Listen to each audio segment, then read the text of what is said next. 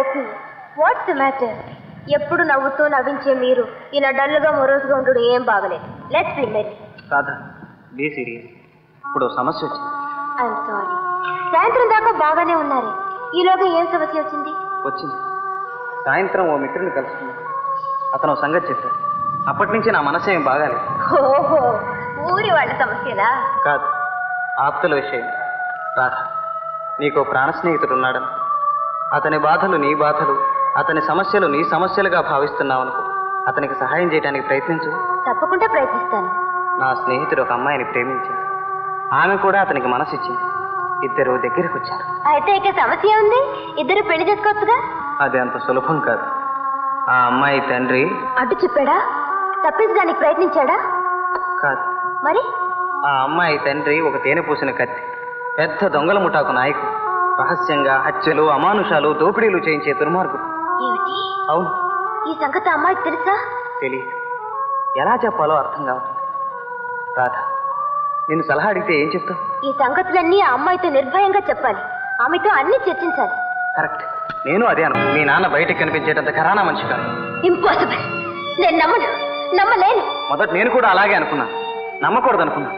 కానీ నిజం తెలుసుకున్నాక తప్పలేదు. ఎవరు చెప్పినా సరే నేను నమ్మను. ఎలా నమ్మను? చంద్రుడు పగలు వెలుగుతాడంటే ఎలా నమ్మను? సూర్యుడు తూర్పును అస్తమిస్తాడంటే ఎలా నమ్మను? నా మాట నమ్మమని చెప్పను. చిన్నగా మీ నాన్న దగ్గరికి వెళ్ళి సూటిగా ప్రశ్నించు. ధైర్యంగా అడుగు. అతని బండారం బయటపడిందని చెప్పు. నీ ముఖం చూసి నిజం చెప్పమని. అప్పుడు ఏ విషయాలు నమ్మాలో నిశ్చయించు. నా స్నేహం అవసరం అనుకుంటే వెళ్ళు. నిజం తెలిస్తేనే గానీ నిర్భయంగా బ్రతకదు. ఏం భయం లేదు, నేను చెప్పినట్టు చెయ్యి. మిగతా సంగతులు నేను చూసుకుంటాను. నాన్న, నువ్వు చేసే ఏర్పాట్లు ఏమిటో నాకు తెలుసు. నువ్వా బీచ్కి వెళ్ళలేదా? వెళ్ళాను, కానీ అక్కడ ఉండలేక వచ్చా. ఏం జరిగిందమ్మా? చాలా జరిగింది. సిగ్గు, చిన్నతనం, అవమానం అన్నీ జరిగాయి. ఏమిటమ్మా నువ్వు అనేది? నాకేం బోధపడడం లేదు. నాకు ఏమీ బోధపడలేదు. ఏం చేయాలో తోచలేదు. నిన్నే అడగాలని వచ్చాను. ఒక దొంగల నాయకుని కూతురు మర్యాదస్తుల మధ్య ఉండగలదా నాన్న? అమ్మా, హత్యలు చేయించేవాడి కుమార్తె సభ్యత గల వారి మధ్య తల ఎత్తుకుని తిరగలదా నాన్న? కుట్రలు చేసి కుటుంబాలు కూలద్రోసే రాక్షసుడి కూతురు కుల స్త్రీగా జీవించగలదా నాన్న? ఏమిటమ్మా నువ్వు చెప్పేది? నిజం చెప్తున్నాను. నీ నిజ స్వరూపం బయటపడిందంటున్నాను. నీకేమైనా మతిపోయిందా రాధా? నేను దొంగల నాయకుడిని, హత్యలు చేయించేవాడిని. ఎవరు చెప్పారమ్మా నీకు? ఎవరు చెప్పినా నిజం నిజమే. ఇక మభ్యపెట్టి లాభం లేదు. నీవు పొరబడుతున్నావమ్మా. మన కుటుంబం ఎంత పరువైందో నీకు తెలుసు. సంఘంలో నేనంటే ఎంత గౌరవం నీవు కళ్ళారా చూసావు. నేను అటువంటి ఘోరాలు చేసేవాడిని ఎలా నమ్మగలిగావమ్మా? నమ్మలేదు, అయినా నమ్మక తప్పలేదు. చెప్పు నాన్న, నా ముఖం చూసి చెప్పు. నీకు ఆ పాపిష్టి జీవితానికి సంబంధం లేదని నా మీద ప్రమాణం చేసి చెప్పు. అమ్మా, ఏ సందేహిస్తావే? నిజంగా నువ్వే పాప ఎరకపోతే ప్రమాణం చేయవే? చెయ్యలేనమ్మా. ఏ బిడ్డ సుఖం కోసం నేను జీవిస్తున్నాను, ఏ బిడ్డ ఆనందం కోసం పూటకు 1000 కలలు కంటున్నాను, ఆ బిడ్డ తల మీద చెయ్యి పెట్టి నేను అబద్ధం చెప్పలేను. అయితే నేను విన్న విషయాలన్నీ నిజమేనన్నమాట. నిజమేనమ్మా. నేను పరమ పాపిష్టివాణ్ణి. అయినా కావాలని మనస్ఫూర్తిగా ఈ దారుణాలు చేయటం లేదమ్మా. విధి లేక చేస్తున్నా. మంచైనా చెడ్డైనా నా జీవితాన్ని నీ ఆనందం కోసం అంకితం చేశాను. నీకోసం జీవిస్తున్నానమ్మా. మర్యాదస్తుల్లాగా నీకోసం మంచి పనులు చేశాను. పాపాత్మునిలాగా నీకోసం పాపాలు చేశాను. నా కోసం పాపాలు చేస్తున్నావా?